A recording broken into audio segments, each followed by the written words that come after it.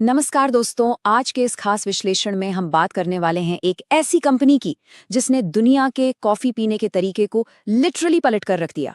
मतलब सोचिए, कैसे एक बिल्कुल आम सी कॉफी की दुकान दुनिया भर में एक स्टेटस सिंबल बन गई। इसके पीछे की स्ट्रेटेजी और साइकोलॉजी दोनों ही माइंड ब्लोइंग हैं। तो चलिए बिना टाइम वेस्ट किए सीधा शुरू करते हैं। स्क्रीन पर दिख रहे इस नंबर को देखिए, 3.5 लाख करोड़ रुपए। जी हाँ, एक ऐसा विशाल साम्राज्य जो आज हर बड़े शहर के कोने कोने में है।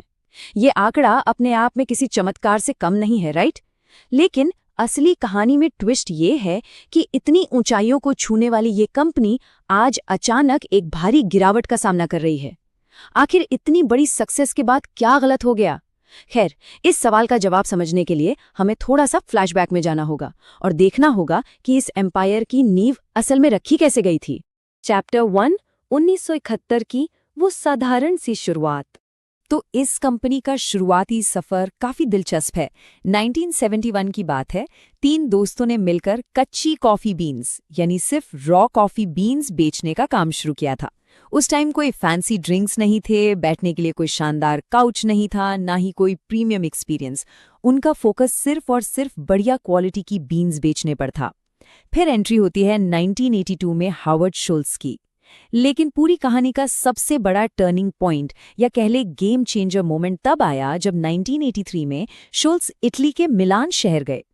इस एक ट्रिप ने न सिर्फ इस कंपनी की बल्कि पूरी कॉफी इंडस्ट्री की दिशा ही बदल दी। अब ये समझना बहुत जरूरी है कि आखिर इटली में ऐसा क्या जादू हो गया। मिलान की उस ट्रिप में शुल्ट्ज ने कुछ ऐसा नोटिस किया जो अमेरिका के कॉफी कल्चर से पूरी तरह गायब था। उन्होंने देखा कि यार, इटली में लोग कॉफी शॉप्स में सिर्फ एक कप कॉफी गटकने और वहां से भागने के लिए नहीं आते, बल्कि लोग वहां आराम से बैठते हैं, अपने पड़ोसियों और दोस्तों के साथ गपशप करते हैं और एक पूरी कम्युनिटी वाइब क्रिएट करते हैं। उनके लिए कॉफी शॉप सिर्फ एक दुकान नहीं, बल्कि लोगों से कनेक्ट करने की एक जगह थी। और बस यहीं से शुल्ट्ज के दिमाग की बत्ती जली। चैप्टर 2, थर्ड प्लेस का वो मास्टर स्ट्रोक कॉन्सेप्ट। तो अब सवाल ये है कि ये थर्ड प्लेस आखिर भला क्या है? अगर इसे सिंपल वर्ड्स में समझें तो हमारी लाइफ में 2 मेन जगहें होती हैं। पहली हमारा घर और दूसरी हमारा ऑफिस या कॉलेज। इन दोनों के अलावा लोगों को एक ऐसी तीसरी जगह की सख्त जरूरत थी जो घर और ऑफिस की रोजमर्रा की टेंशन से बिल्कुल अलग हो। एक ऐसा स्पेस जहां इंसान चिल कर सके, सुकून से अपना लैपटॉप खोलकर कुछ काम कर सके या बस दोस्तों के साथ टाइम स्पेंड कर सके। इस ब्रांड ने अपनी कॉफी शॉप्स को एग्जैक्टली इसी थर्ड प्लेस की तरह डिजाइन किया और देखते ही देखते एक आम सी दुकान लोगों के लिए एक सेफ और रिलैक्सिंग स्पेस बन गई। लेकिन सोचिए, इस थर्ड प्लेस को सच में इतना अट्रैक्टिव कैसे बनाया जाए? इसके लिए कुछ बहुत ही खास और सोची समझी चीजें ऐड की गईं, जैसे बैकग्राउंड में बजने वाला बहुत ही सूदिंग सा म्यूजिक, बैठने के लिए एकदम कोजी और आरामदायक सोफे और हाँ, फ्री वाईफाई। इन सारी चीजों ने मिलकर एक ऐसा प्रीमियम और वेलकमिंग माहौल तैयार कर दिया कि जो भी एक बार दरवाजे से अंदर आए उसका बाहर जाने का मन ही ना करे। पूरा आइडिया यही था कि कस्टमर्स वहां आएं और बस वहीं के होकर रह जाएं। Chapter 3, the premium emotion strategy.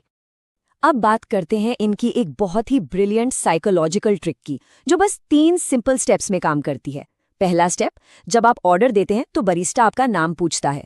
दूसरा स्टेप, वही नाम आपके कॉफी कप पर एक मार्कर से हाथ से लिखा जाता है। और तीसरा, सबसे क्रूशियल स्टेप, जब आपका ऑर्डर रेडी होता है और आपको आपके नाम से पुकारा जाता है। सुनने में बहुत छोटी सी बात लगती है ना, लेकिन इसका साइकोलॉजिकल इम्पैक्ट बहुत बड़ा था। इस एक छोटी सी चीज ने हर आम कस्टमर को एक वीआईपी वाली फीलिंग दी। उन्हें लगा जैसे ब्रांड उन्हें पर्सनली पहचानता है। और पता है इस पूरी इमोशनल स्ट्रैटेजी का रिजल्ट क्या हुआ? चलिए पैसों के चश्मे से देखते हैं। जो नॉर्मल कॉफी शायद आपको कहीं भी 100 रुपए में मिल जाती, उसी कॉफी के लिए अब 400 रुपए चार्ज किए जाने लगे। और मजे की बात यह है कि लोग ये एक्स्ट्रा पैसे किसी बहुत ही प्रीमियम कॉफी बीन्स के लिए नहीं दे रहे थे। ये कीमत थी उस पूरे एक्सपीरियंस की, उस शानदार एम्बियंस की और उस स्पेशल वाली फीलिंग की। लोगों ने इस भारी प्राइस टैग को खुशी खुशी एक्सेप्ट कर लिया, क्योंकि उनके दिमाग में ये सेट हो गया था कि वो सिर्फ एक ड्रिंक नहीं बल्कि एक पूरा लाइफस्टाइल एक्सपीरियंस खरीद रहे हैं। और फिर धीरे धीरे ये पूरी चीज एक नेक्स्ट लेवल पर पहुंच गई। कॉफी पीना अब सिर्फ नींद भगाने का तरीका नहीं रहा, ये एक स्टेटस सिंबल बन गया। उस खास कप को हाथ में पकड़कर ऑफिस जाना या सड़क पर चलना एक तरह से लग्जरी का स्टेटमेंट बन गया। मतलब एक बिल्कुल बेसिक सी चीज एक हाई स्टेटस लाइफस्टाइल का हिस्सा बन गई। लोगों के लिए बिना एक भी शब्द बोले दुनिया को ये बताने का तरीका बन गया कि हे, मेरी लाइफस्टाइल काफी प्रीमियम है। Chapter 4 selling feelings not coffee. और ये एक लाइन इस पूरी कहानी का एकदम परफेक्ट निचोड़ है। इस ब्रांड ने कभी कॉफी बेची ही नहीं, इसने बेचा एक एहसास। लेकिन यहीं से हमारे सामने आता है आज का सबसे बड़ा और सोचने वाला सवाल। अगर एक पूरा का पूरा 3.5 लाख करोड़ रुपए का एम्पायर सिर्फ और सिर्फ कस्टमर्स की भावनाओं और उस एक फीलिंग पर टिका हो, तो तब क्या होता है जब वो फीलिंग्स फेड होने लगती हैं, जब वो स्पेशल वाला एहसास अचानक से गायब होने लगता है? ये एक बहुत ही गहरा सवाल है जो हमें ये सोचने पर मजबूर कर देता है कि इस शानदार बिजनेस मॉडल का फ्यूचर अब क्या होने वाला है। नमस्कार और इस एक्सप्लेनर में स्वागत है। आज हम सीधे chapter 2 the making of a king पर आते हैं। चलिए बिना वक्त ज़ाया किए समझते हैं कि आखिर स्टारबक्स एक छोटे से कॉफी स्टोर से एक मैसिव ग्लोबल जाइंट कैसे बन गया। सच में ये पूरी कहानी किसी मास्टर क्लास से कम नहीं है। अगर हम इस कोट पर ध्यान दें, एक मैनेजर ने अपने ही मालिकों की कंपनी खरीद ली और उसे दुनिया का सबसे बड़ा ब्रांड बना दिया। सुनकर बिल्कुल किसी फिल्मी स्क्रिप्ट जैसा लगता है ना? खैर, ये एक 100% सच है और यही वो दिलचस्प पॉइंट है जहां से इस ब्रांड की एक्सपोनेंशियल ग्रोथ की शुरुआत होती है। एक आम सा मैनेजर जो एक दिन उसी पूरे एम्पायर का मालिक बन बैठा। अगर हम टाइमलाइन पर नजर डालें तो सबसे बड़ा टर्निंग पॉइंट आया साल 1987 में। यही वो साल था जब हावर्ड शल्ट्ज ने पूरी कंपनी का कंट्रोल अपने हाथ में ले लिया। इस एक डिसीजन ने एक ऐसा रैपिड एक्सपेंशन शुरू किया जो यूएस से निकलकर पूरी दुनिया पर छा गया। आज की डेट में देखें तो इसका दबदबा सिर्फ एक देश तक नहीं बल्कि पूरी दुनिया पर है। लेकिन ये जादू आखिर हुआ कैसे? तो चलिए सीधे पहले राज का पर्दाफाश करते हैं। सीक्रेट नंबर 1, पार्टनर्स कर्मचारी नहीं। देखिए, किसी भी विशाल एम्पायर की नींव सिर्फ ईंटों और पत्थरों पर नहीं बनती, वो टिकी होती है वहां काम करने वाले लोगों पर। यहाँ वर्क कल्चर में एक बहुत ही ब्रिलियंट और डीपली साइकोलॉजिकल बदलाव किया गया। उन्होंने एम्प्लॉय यानी कर्मचारी शब्द का इस्तेमाल ही पूरी तरह से बंद कर दिया।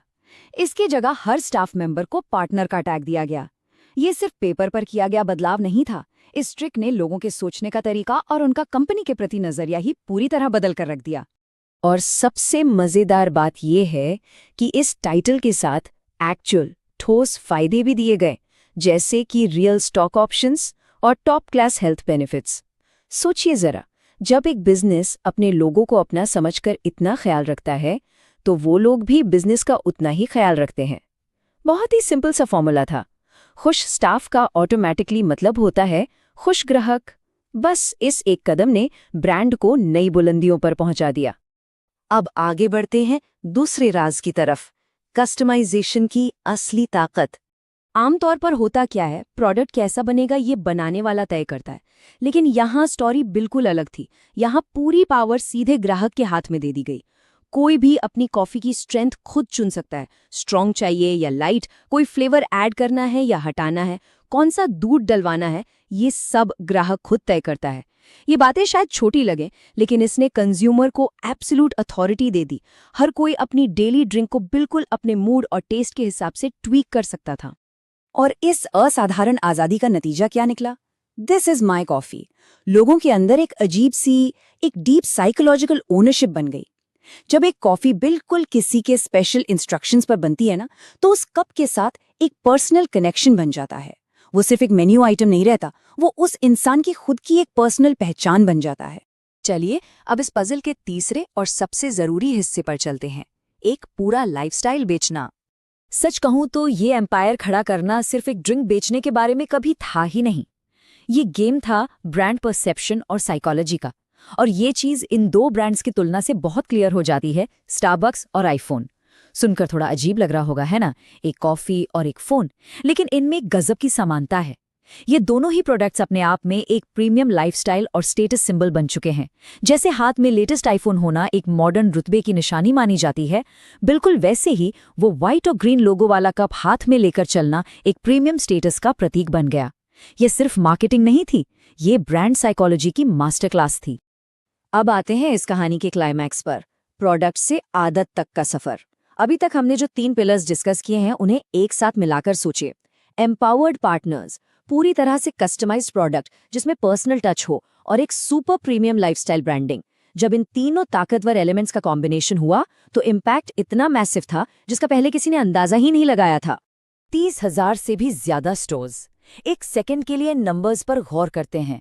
दुनिया के लगभग हर बड़े शहर के हर दूसरे कोने पर इनका दबदबा है।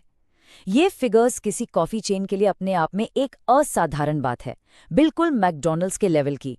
ये ह्यूज नंबर्स और इनका रोजाना का रेवेन्यू इस बात का सबूत है कि ये स्ट्रैटेजी सिर्फ थ्योरी में नहीं बल्कि रियलिटी में बिल्कुल परफेक्ट काम कर रही थी। अगर इस पूरे विश्लेषण को एक लाइन में निचोड़ना हो तो वो ये होगी, इन्होंने सिर्फ एक प्रोडक्ट नहीं, एक आदत बनाई। इतनी जबरदस्त ग्रोथ का आखिरी राज यही था कि एक बेसिक सी कॉफी को लोगों की डेली लाइफ, उनकी रोज की दिनचर्या का एक अटूट हिस्सा बना दिया गया। लोग सिर्फ टेस्ट के लिए नहीं बल्कि उस रोजाना की आदत को पूरा करने वहां आते हैं। एक बिजनेस पॉइंट ऑफ व्यू से देखा जाए तो इससे बड़ी जीत और कोई नहीं हो सकती। तो इस दिलचस्प एक्सप्लेनर को हम इस विचार उत्तेजक सवाल के साथ यहीं रोकते हैं। अगला ग्लोबल सुपर ब्रांड आखिर कौन सी नई आदत बनाएगा? आगे चलकर जब भी हम किसी बिजनेस को स्टडी करें तो उसे सिर्फ उसके प्रोडक्ट तक नहीं देखना चाहिए बल्कि ये सोचना चाहिए कि वो किस तरह की आदत का निर्माण कर रहा है, क्योंकि एंड ऑफ द डे सबसे कामयाब बिजनेस वही है जो हमारी लाइफ और हमारी आदतों में पूरी तरह घुल मिल जाते हैं। इस सेशन में साथ बने रहने के लिए बहुत बहुत शुक्रिया। आज के इस एक्सप्लेनर में हम सीधे छलांग लगाने वाले हैं हमारे सबसे दिलचस्प हिस्से पर। चैप्टर 3, गिरावट की शुरुआत, आखिर गलती कहाँ हुई? देखिए, जब कोई बिजनेस एकदम टॉप पर होता है ना, तो अक्सर लगता है कि अब तो कुछ गलत हो ही नहीं सकता, राइट? लेकिन इस चैप्टर 3 की चर्चा में हम देखेंगे कि कैसे कभी-कभी आपकी सबसे बड़ी कामयाबी ही आपकी सबसे बड़ी गलतियों की नींव रख देती है। तो अगर हम पूछें कि सबसे बड़ी गलती थी क्या, इसका जवाब बड़ा ही अजीब और चौंकाने वाला है। उन्होंने उस चीज को ही छोड़ दिया जिसने उन्हें इतना बड़ा बनाया था। मतलब सोचिए, जो ब्रांड दुनिया भर में अपनी एक खास पहचान के लिए मशहूर था, वो अपने ही कोर डीएनए से दूर हो गया। ये किसी भी बड़े ब्रांड के लिए सबसे बड़ा रेड फ्लैग है। अपनी सबसे बड़ी ताकत को ही नजरअंदाज कर देना भारी तो पड़ना ही था। आइए देखते हैं इस विफलता का पहला स्तंभ। प्रॉब्लम नंबर 1, कैफे से सीधा एक QSR यानी क्विक सर्विस रेस्टोरेंट में बदल जाना। यहाँ आपको एक बहुत बड़ा कॉन्ट्रास्ट दिखेगा। एक तरफ था उनका वो पुराना रिलैक्स्ड कैफे एक्सपीरियंस जहाँ कस्टमर आराम से बैठ सकते थे, सुकून से अपना समय बिता सकते थे, और दूसरी तरफ अचानक से पूरा फोकस शिफ्ट हो गया फास्ट फूड वाले मॉडल पर। तेजी से सर्विस दो, कस्टमर को जल्दी भेजो। जो जगह अपनी शांति और सुकून के लिए जानी जाती थी, वो अचानक से एक जल्दबाजी वाले फास्ट फूड मॉडल में तब्दील हो गई। अब इसका आम लोगों पर क्या असर हुआ, इसे एक बहुत ही सिंपल और सीधे सवाल से समझते हैं। अगर बैठने की जगह ही नहीं है तो भाई मैं 400 रुपए क्यों दूं? और सच कहूं तो ये बात एकदम सही है। जब हम किसी प्रीमियम जगह जाते हैं तो सिर्फ एक कप कॉफी के पैसे थोड़ी देते हैं, हम तो उस माहौल, उस कुर्सी और उस फील के पैसे देते हैं। अगर वो माहौल ही छीन लिया जाए तो इतने भारी पैसे खर्च करने का कोई लॉजिक ही नहीं बचता। और यहीं से निकल कर आती है हमारी प्रॉब्लम नंबर 2, प्रीमियम कीमत लेकिन फील एकदम साधारण। इसे आप एक कॉग्निटिव डिसोनेंस या वैचारिक मतभेद कह सकते हैं। पैसे तो एकदम टॉप लेवल प्रीमियम वाले लिए जा रहे हैं, लेकिन जो एक्सपीरियंस मिल रहा है उसमें कोई प्रीमियम फील नहीं है। एक कस्टमर से आप बाजार की सबसे ज्यादा कीमत मांग रहे हैं और बदले में उसे जो मिल रहा है वो किसी हड़बड़ी वाले लेन देन से बिल्कुल भी बेहतर नहीं है। ऐसे में कस्टमर का ब्रांड से मोहभंग होना तो पूरी तरह से तय था। प्रॉब्लम नंबर 3 की बात करें तो ये दिक्कत सिर्फ बाहर कस्टमर्स के साथ नहीं थी, अंदर कर्मचारियों का भारी संकट भी शुरू हो गया था। अंदर का माहौल तो और भी खराब हो रहा था। कर्मचारियों पर काम का इतना बोझ, इतना भयानक प्रेशर आ गया जो उन्होंने पहले कभी नहीं झेला था। फास्ट सर्विस देने के चक्कर में हर एक सेकंड कीमती हो गया।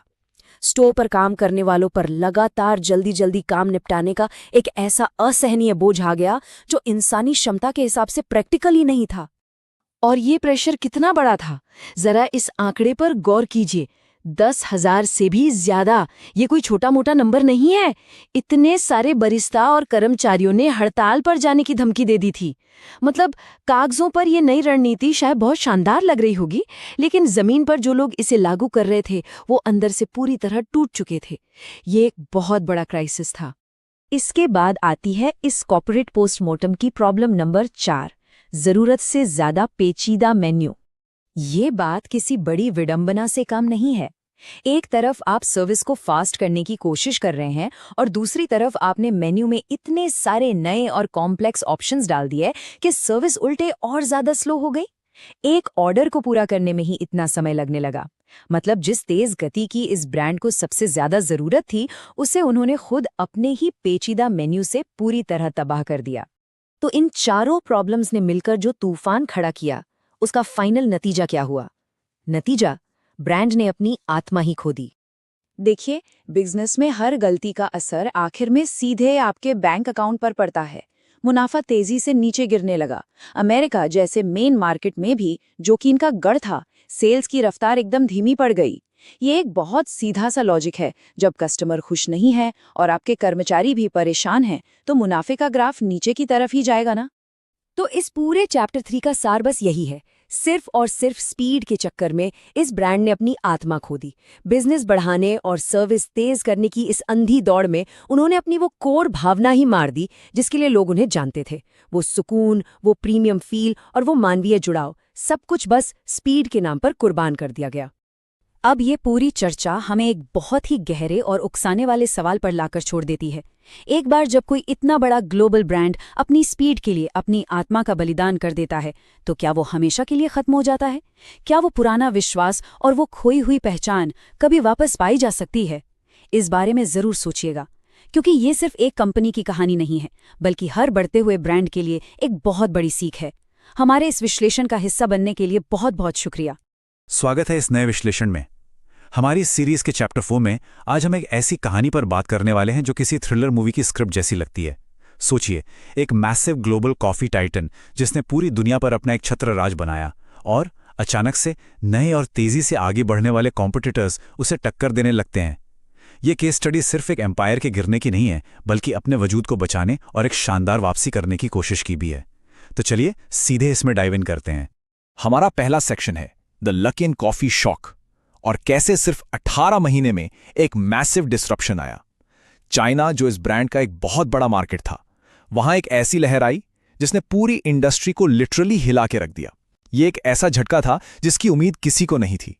और जब हम इस डिसरप्शन की बात करते हैं तो स्पीड देखिए, सिर्फ 18 महीने यानी 1 साल और 6 महीने के छोटे से वक्त में एक नए कॉम्पिटिटर ने आकर इस एस्टैब्लिश्ड कॉफी एम्पायर के फाउंडेशन को पूरी तरह से झकझोर दिया। बिजनेस की दुनिया में 1.5 साल का वक्त पलक झपकने जैसा होता है, पर यहाँ इतने कम वक्त में पूरा गेम पलट चुका था। अब सवाल ये है कि ये हुआ कैसे? इसके पीछे एक बहुत ही छोटा सा पर खतरनाक नंबर था, 1/3 यानी 1/3। लकन कॉफी ने एक बहुत ही अग्रेसिव स्ट्रैटेजी अपनाई। उन्होंने एक ही साल के अंदर लगभग 8,000 नए स्टोर्स ओपन कर दिए। ये स्पीड अपने आप में अनबिलीवेबल है, लेकिन उनका सबसे बड़ा मास्टर स्ट्रोक था उनकी प्राइसिंग। उन्होंने अपनी कॉफी का दाम ग्लोबल जायंट के मुकाबले एग्जैक्टली 1/3 रखा। सेम क्वालिटी जैसी कॉफी पर इतनी सस्ती। इस एक मूव ने लोगों के खरीदने के तरीके को पूरी तरह से बदल दिया। तो इस इंटेंस बैटल का फाइनल रिजल्ट क्या रहा? नंबर्स खुद पूरी कहानी बताते हैं। एक टाइम पर इनका मार्केट शेयर लगभग 42% था, एक एब्सोल्यूट मोनोपोली। लेकिन इस डिसरप्शन के बाद वो सीधा धड़ाप से गिरकर सिर्फ 14% पर आ गया। 42 से सीधा 14%। एक मोनोपोली स्टेटस से ऐसी हालत में आना जहां सर्वाइवल पर ही सवाल उठने लगे, ये वाकई में एक बहुत बड़ा वेकअप कॉल था। इसके बाद हम आते हैं अपने दूसरे सेक्शन पर, स्टक इन द मिडल, जिसे हम तक कस्टमर स्प्लिट भी कह सकते हैं। देखिए, ये क्राइसिस सिर्फ चाइना तक लिमिटेड नहीं था। यूएस जैसे इनके सबसे कोर मार्केट में भी एक बहुत बड़ा फंडामेंटल शिफ्ट आ रहा था, जिसने ब्रांड की आइडेंटिटी पर सवाल खड़े कर दिए। असल में हो ये रहा था कि कस्टमर्स 2 अलग-अलग हिस्सों में बंट गए। एक तरफ वो लोग थे जिन्हें बस सस्ती और जल्दी मिलने वाली कॉफी चाहिए थी। वो लोग डंकिन और डच ब्रोज जैसे क्विक सर्विस रेस्टोरेंट्स की तरफ शिफ्ट हो गए। दूसरी तरफ वो सेगमेंट था जिसे एक प्रॉपर प्रीमियम एक्सपीरियंस और यूनिक कॉफ़ी का टेस्ट चाहिए था। वो लोग अब इंडिपेंडेंट और लोकल कैफ़ेज़ को ज़्यादा पसंद करने लगे, जहां उन्हें एक पर्सनलाइज्ड माहौल मिलता है। और इस पूरे कस्टमर स्प्लिट का रिजल्ट क्या निकला? ब्रांड इन दोनों एक्सट्रीम्स के ठीक बीच में फंस कर रह गया, literally stuck in the middle. जिन्हें सस्ती कॉफ़ी चाहिए थी, उन्हें ये ब्रांड बहुत ओवर प्राइस लगने लगा, और जिन्हें प्रीमियम एक्सपीरियंस चाहिए था, उन्हें अब यहाँ वो पहले वाली स्पेशल वाइब नहीं आती थी। जब एक कंपनी दो बिल्कुल ऑपोजिट डायरेक्शंस में जा रहे कस्टमर्स को एक साथ खुश करने की कोशिश करती है, तो हमेशा अपनी कोर खासियत खो बैठती है। अब बढ़ते हैं तीसरे सेक्शन पर, a global struggle, not just an isolated incident. इस प्रॉब्लम को सही से समझने के लिए इसे ग्लोबल स्केल पर देखना जरूरी है। ये किसी एक मार्केट का फेलियर नहीं, बल्कि एक सिस्टेमिक इशू बन चुका था। अगर हम ग्लोबल रियलिटी देखें तो सच्चाई और भी हार्श है। जैसे ऑस्ट्रेलिया का एग्जाम्पल लीजिए, जो अपने स्ट्रॉन्ग कॉफ़ी कल्चर के लिए पूरी दुनिया में फेमस है। वहाँ इनको अपने लगभग 70% स्टोर्स बंद करने पड़े, क्योंकि वहाँ के लोगों ने लोकल कैफ़े के एक्सपीरियंस को ज़्यादा अहमियत दी। और ग्रीस में भी लगातार ऑपरेशंस और प्रॉफिट मार्जिन्स को लेकर स्ट्रगल चल रहा है। ये इस बात का प्रूफ है कि ग्लोबल लेवल पर अगर एक ब्रांड लोकल रियलिटी और अपने कोर मॉडल के बीच बैलेंस नहीं बना पाता, तो कितना महंगा नुकसान हो सकता है।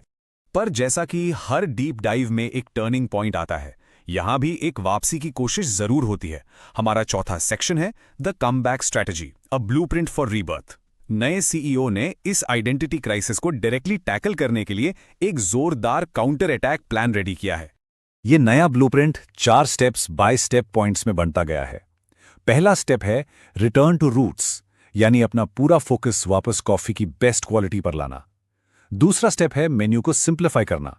बहुत ज्यादा कॉम्प्लेक्स ड्रिंक्स ने ऑपरेशंस को स्लो कर दिया था, इसलिए अब उन्हें कम किया जाएगा। तीसरा स्टेप है बरिस्टा ट्रेनिंग पर दोबारा इंटेंसली फोकस करना, ताकि हर एक कप में एक जैसा और परफेक्ट टेस्ट मिले। और चौथा, सबसे important step, third place concept को वापस जिंदा करना, यानी घर और ऑफिस के बाद एक ऐसी तीसरी जगह बनाना जहां वक्त बिताना सच में कमाल का एक्सपीरियंस हो। ये चारों स्टेप्स उस पुराने मैजिक को वापस लाने की एक पूरी कोशिश है। और अब हम पहुंच गए हैं इस एनालिसिस के आखिरी और 5वें सेक्शन पर, growth versus identity, the final punch. इस पूरे मार्केट शिफ्ट और कमबैक स्ट्रैटेजी से एक ऐसी सीख मिलती है जो हर बिजनेस पर लागू होती है। इस पूरे केस स्टडी का निचोड़ एक बहुत ही पावरफुल थॉट में छुपा है। बिजनेस में ग्रोथ हासिल करने से भी ज्यादा मुश्किल होता है अपनी आइडेंटिटी को बचाना। देखिए, जब एक कंपनी तेजी से आगे बढ़ती है और पूरी दुनिया में अपने पैर फंसाती है, तो अक्सर उस स्पीड और स्केल के चक्कर में वो अपनी असली पहचान खो बैठती है। ये कहानी हम सबको याद दिलाती है कि एक ब्रांड चाहे कितना भी बड़ा क्यों ना हो जाए, जिस चीज ने शुरुआत में उसे खास बनाया था, उसे बनाए रखना ही सबसे बड़ा चैलेंज होता है। तो फाइनली हम उसी एक सबसे अहम सवाल पर आकर रुकते हैं, क्या वो पुराना जादू सच में वापस लाया जा सकता है? क्या ये मैसिव टर्नअराउंड स्ट्रैटेजी और कमबैक प्लान ग्राउंड लेवल पर सीरियसली काम करेगा, या फिर आज के फास्ट और एजाइल कॉम्पिटिटर्स इस गैप को हमेशा के लिए भर चुके हैं? ये एक ऐसा इंटरेस्टिंग सवाल है जिसका जवाब आने वाला वक्त और कॉफी इंडस्ट्री का भविष्य तय करेगा। इस विश्लेषण के जरिए इस कॉम्प्लेक्स ट्रांसफॉर्मेशन के हर पहलू को साफ करने की ये एक कोशिश थी। यहां तक इस एनालिसिस में जुड़े रहने के लिए बहुत बहुत शुक्रिया।